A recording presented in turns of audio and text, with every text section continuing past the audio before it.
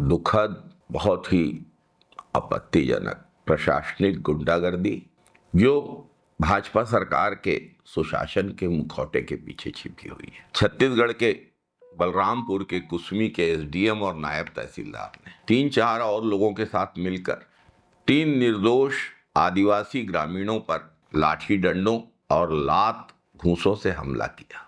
ये हमला इतना क्रूरतापूर्ण था कि 62 वर्षीय राम नरेश की मौके पर मौत हो गई। 2 अन्य संतराम और राजेश अस्पताल में मौत से जूझ रहे हैं। यह घटना 15 फरवरी 2026 की शाम को हंसपुर गांव में हुई, जब ये गांव वाले अपने खेतों से सिंचाई करके लौट रहे थे। किस अपराध की सजा इन किसानों को दी गई है, आज इस पर बात करेंगे।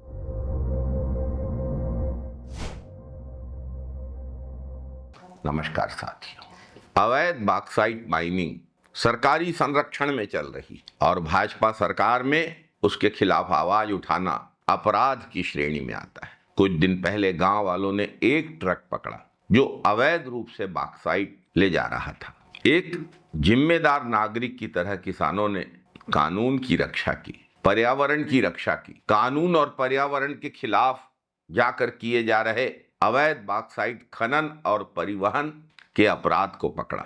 लेकिन एसडीएम के नेतृत्व में टीम आई थी, अवैध उत्खनन की जांच करने आई थी। उसने गांव वालों को पीटना शुरू कर दिया। अगर भाजपा सरकार के अधिकारी जो अवैध माइनिंग रोकने गए हैं, वे अवैध माइनिंग रोकने के बजाय अवैध माइनिंग और अवैध परिवहन के खिलाफ आवाज उठाने वाले गांव वालों को मारते हैं, खेत की सिंचाई करके लौट रहे किसानों को मारते हैं, तो वे कानून के रक्षक नहीं है, माफिया के संरक्षक है। भाजपा सरकार में अब प्रशासन जनता को कुचलने का हथियार बन गया है। ये पहली घटना नहीं। भाजपा सरकार में अवैध खनन का नेटवर्क तो सत्ताधीशों के संरक्षण में फल फूल ही रहा है। गांव वालों पे अत्याचार, अवैध कार्यों के खिलाफ आवाज उठाने वाले गांव वालों के साथ लगातार प्रशासनिक तानाशाही अब आम बात हो गई है। तमनार में आदिवासियों का विस्थापन हुआ, हसदेव अरण्य का विनाश हुआ, खैरागढ़ और अमेरा में खदानों में दमन किया गया,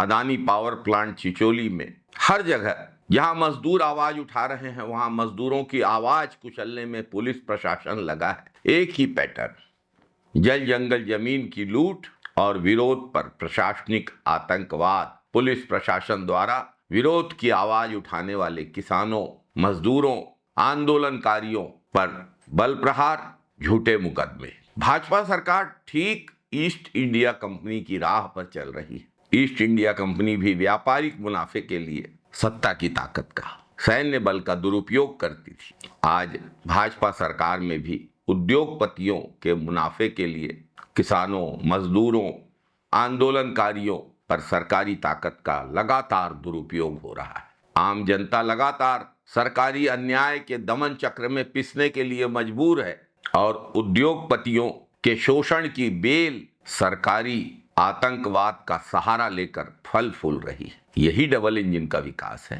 पूंजीपति राजा है और गरीब मजदूर, किसान, आंदोलनकारी गुलाम। ये तो भारत का प्रजातंत्र नहीं है। हमारे पुरखों ने इसके लिए तो आजादी की लड़ाई नहीं लड़ी। बाबा साहब भीमराव अंबेडकर का बनाया हुआ संविधान इसकी अनुमति नहीं देता है। फिर ये सब कैसे हो रहा है? अगर अवैध उत्खनन रोकना, अवैध परिवहन के खिलाफ आवाज उठाना अपराध बन जाए और इसकी सजा मौत हो, तो यह लोकतंत्र की हत्या है। बीजेपी सरकार में सुशासन का मतलब सच बोलने वालों की बातों को कुचलना ही बन चुका है। ये तो अन्याय है, बेहद दुर्भाग्यजनक, बेहद दुखद घटना। तत्काल निष्पक्ष जांच जरूरी।